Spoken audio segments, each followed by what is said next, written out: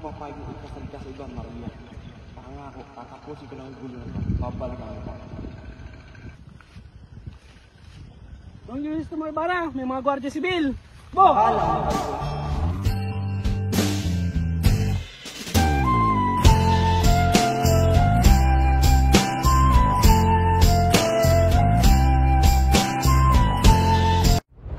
Kaakibat na pangarap ay ang paghihinagpis. Liwanag at kadiliman. Sa kadiliman ay paniguradong may nagtatangis, nagmamakaawa. Di na ako makapaghintay sa panahong wala ng paniliman. Kaya sa aking mga kalaban, Noli may tangere, Jose at ito ang kwentong pitong bayan. Nandito ka na doon, Crisostomo Ibarra. Magandang pagbabalik. Gracias, Kapitan Tiago. Talaga pinagandaan niyo ang aking pagbabalik. 7 taon kang nawala sa Pilipinas. Alam ko, nasasabit kang tikman ng pagkain ng ating bayan. Halika at papakilala kita sa mga bisita.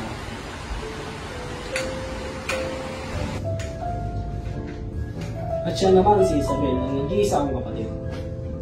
At siya naman si Don Dimurcio, isang doktor. At siya naman si Doña Victorina, asawa ni Don Tiburcio.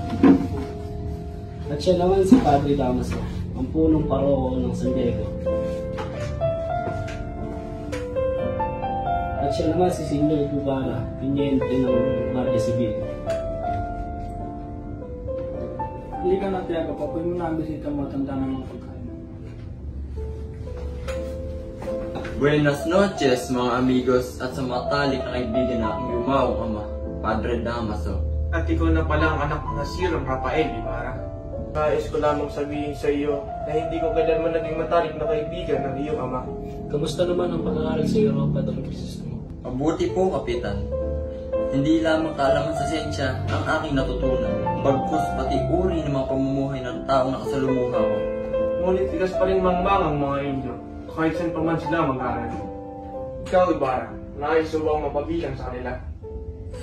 Ako'y lilisan na, Kapitan. Maraming salamat sa paanyaya sa salong-salong ito.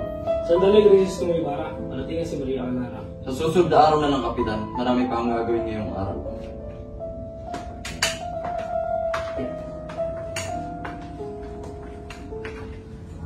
Senyor Ibarra, Ibarra, tiniente, kayo po pala. ingat kayo.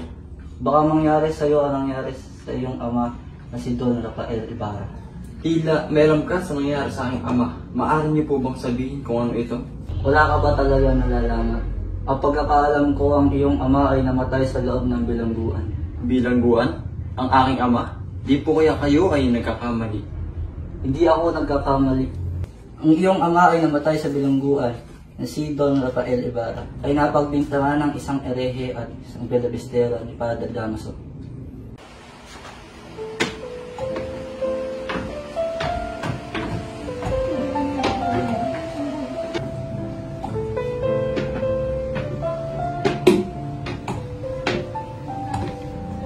Magandang umaga, Tia Isabel. Magandang umaga rin si Don Crisostomo Ibarra. Nais ko lamang po dalaw si Maraclara. Nariyan po ba siya? Deng! Nariyan ba si Maria Clara? Maaari mo bilang tawagin yan, sabihin nga dito ang kanyang nobyo na si Don Crisostomo Ibarra. Masusunod po, Doña Isabel.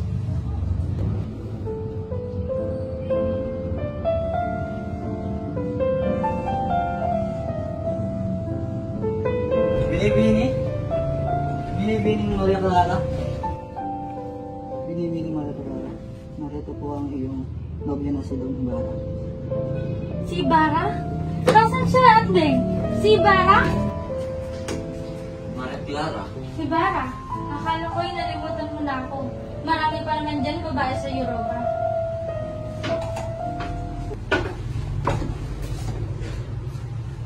kailan may hindi kita malilimutan. Tulad mo, ako'y nasasabit din sa ating pag-isang dibdib. Ikaw ang aking iibigin hanggang sa uli ng aking sinina.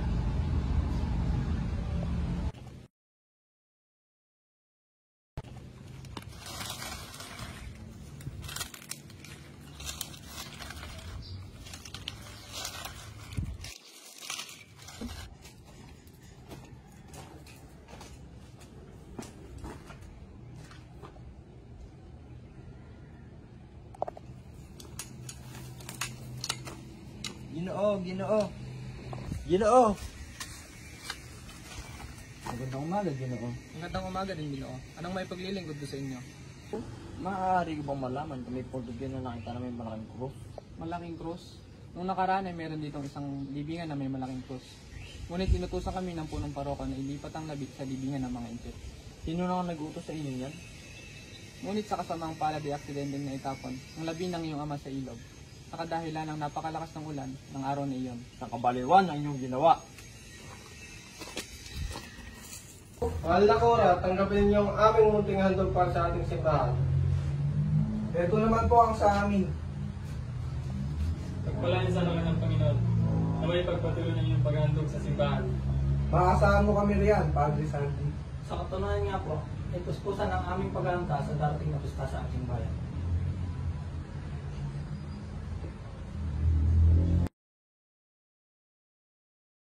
Sa kabaliwan ang iyong ginawa. Wala akong ginawa. Anong wala? Wala akong ginawa. Hindi ako ang punong paroko ng mga sandaling iyon. Si Padre Damaso.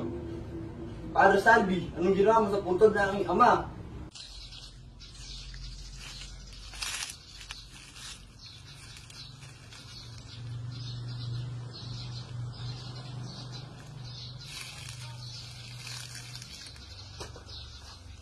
Baka sana yung dalagin ah. Para po ito sa kura. Nais ko lamang po siyang makausap. At ang aking anak na si Crispin na simula kahapon ay hindi pa nakikita. Pala ang ina na magnanakaw na si Crispin, na matapos magnakaw ay nakuha pang tumakas at lumisan. Sa katunayan yan, aking narinig na ang mga gwardiya sibil ay papatingin na sa inyong tahanan. Mga Guardia Civil?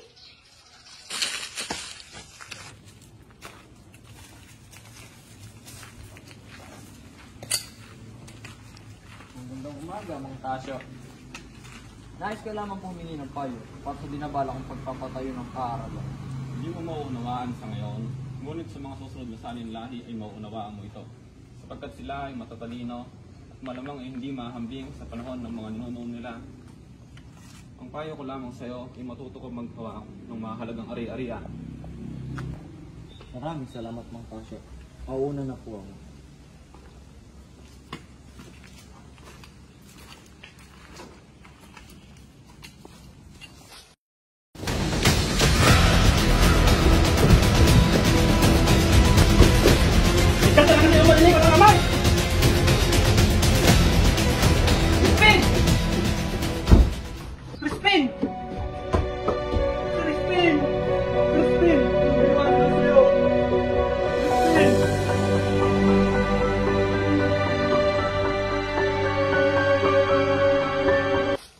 Buenas Fiestas, sa lahat de San Diego. Hindi na po kayo.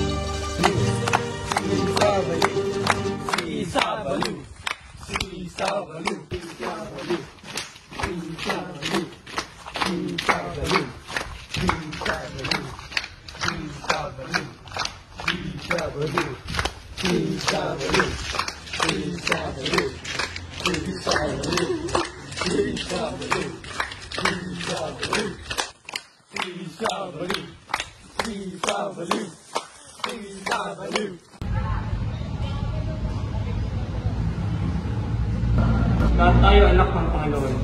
Nararapat lamang tayo ay magmahalan. At dapat hindi natin binubulangan ang ating kapwa-tao at mamamayan.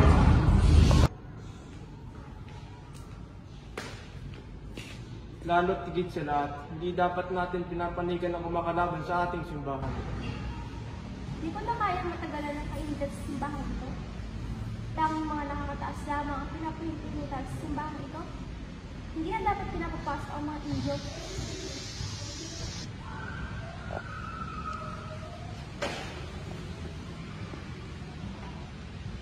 Mag-iingat ka, Don Crisostomo Ibarra, sa paglalagay mo ng unang bato sa paaralan.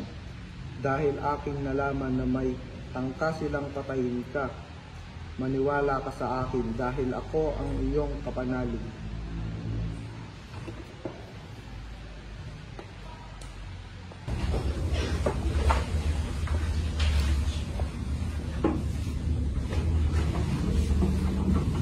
Kamusta na kaya ang labi ng iyong ama, Ibarra? Saan dadat na ito napadpad? Wala ka patang isultuin ng aking ama. Ako na nga lang ang... Tama na yan, Ibarra. Alang-alang sa akin. Huwag mo na ulit pagbuhatan ng kamay si Padre Damaso. Kumantin, Maria Clara.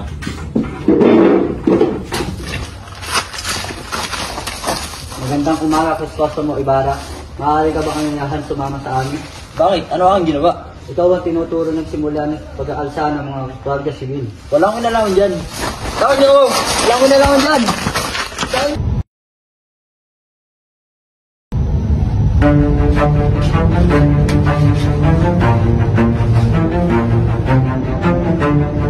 Nakaka talaga ni Rafael, Ibarra. Pareho kayo nagmamataas.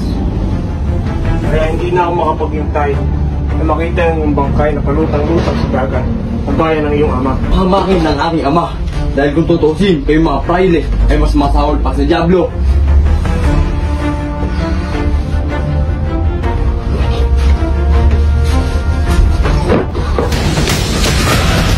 Mamang talaga yung mga Indio! Nyeta!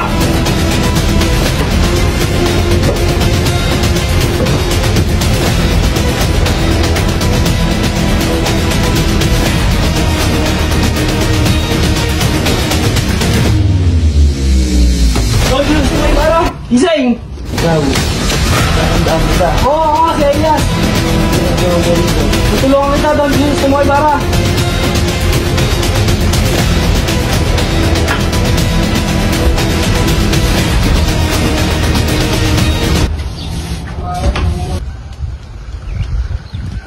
Maria Clara! Maria Clara! Bini-bini, si Don Crisostomo Ibarra! Ibarra!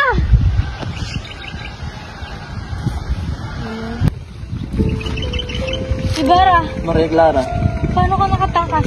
tinulungan ako ni Elias makatakas. Kamusta ka, mahal ko? Ayoko ikasal kay Alfonso Linares. Ngunit mapilit si Ama. Ikaw lang ang tanging kong mahal. Hihintayin kita, Ibarra. Hindi ako papayag na ikasal ka sa iba, Maria. Pangako, tatapusin ko lang ang gulo na to. Babalikan kita. Don Crisostomo Ibarra, may mga Guardia Civil! Oh! Alam mo, mahal ko.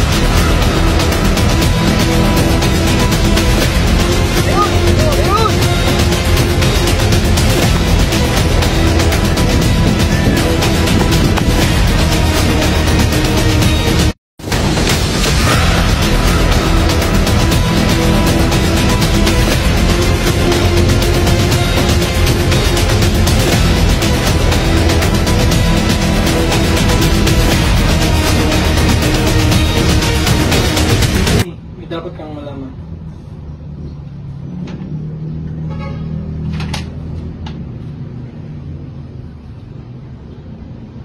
Hindi. Hindi maaari. Hindi mapatay si Ibarra. Nangako siya sa akin. Sabi niya, babalikan niya ako. Nais kong hilingin sa inyo na sirain ang pangako niyang pagpapakasal. Ngunit bakit?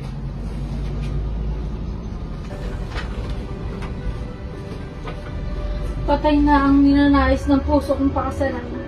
Wala na ako ibang papakasalan kundi siya. Mas mabuti pang sumunod na lang ako sa kanya kung ipipilit niyo lang din naman akong ipakasal sa iba. O di kaya, papasok na lang ako sa kumbento. Paumanhin na aking anak. Hindi ko kayang mawalay ka sa aking piling. Nais ko naman kung anong makakabuti sa inyo. Mas pipiliin ko na lang magsilbi sa kumbento.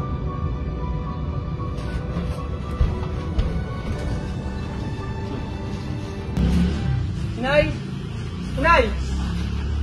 Inay!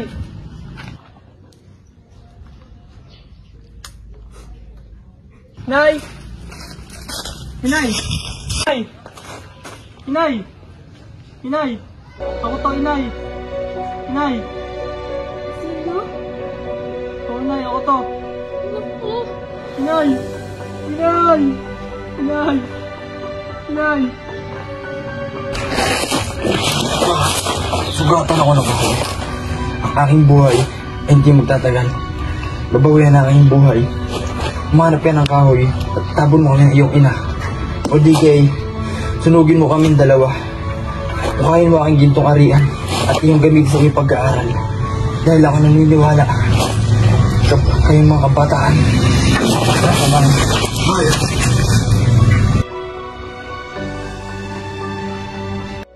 Mamamatay ako nang di man lang nasisilayan ang bukang liwayway ng bansang aking minamahal. Ngayong mapapalad na nakakita, salubungin niyo siya at huwag may kailan nalilimutin ang mga nabuwal sa lilim ng dilim. Inang bayan, matatanaw din natin ang liwanag, makakamit din natin ang kalayaan, sapagkat di pa itong katapusan, pag gusto'y simula pa lamang.